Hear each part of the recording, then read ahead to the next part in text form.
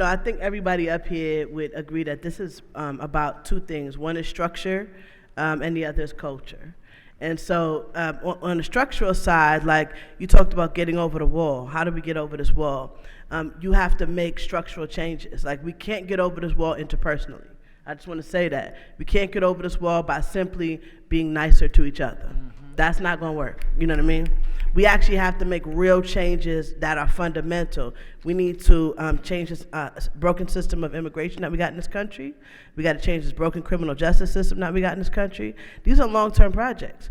And I think that what we can do kind of on an immediate basis, like how do we start? I think we start by joining organizations. I mean, there are a million organizations out here that are doing just that.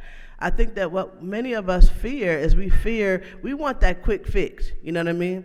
We look at a country like America, born, 500-600 years ago, out of very intentional genocide of Native Americans, very specific history of slavery, very, very, very, very specific intentional steps taken to create what we have today. And we have to be just as intentional, We have to assume that if it took 600 years to get here, it will take 600 years to get out. And that's from where we start, right? That's if we really are at a place where we are fully, really committed to starting today. There's nothing that we can do to make this different tomorrow. And I'll be honest with you, when I fight, this fight is not for my lifetime. This is for my niece. This is for her child. So that's the length of time that we're talking about. The last thing that I'll say here is this. When we, so that's the structural. How do we get over this wall? Make structural changes, make institutional changes, build new institutions. Let's make this different. And recognize that let's stop separating ourselves too, also, by the way, from them other people. We are them other people.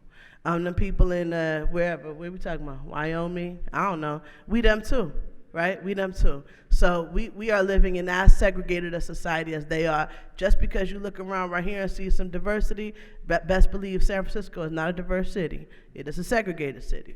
So we need to stop acting like other people are bad and we good and we got this and they need help. We all need help. And then finally I'll say this, like culture is created, we got culture being created in the media, right? Our belief systems and these official stories. We got our belief systems being created in Hollywood and in entertainment and in all of these different places, but also in our schools, right? Our school teaches an official story as well, and so does our religious institutions.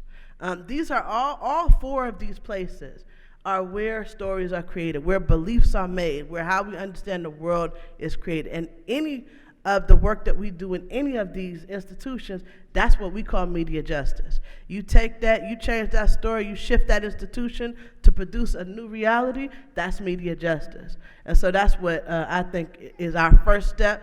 We get over this wall by changing the way our schools teach about race, by changing the way our religious institutions reinforce apathy and inaction, by changing the way our media system works, and by reclaiming the infrastructure, the technological infrastructure of meaning. That's how we make this change right now.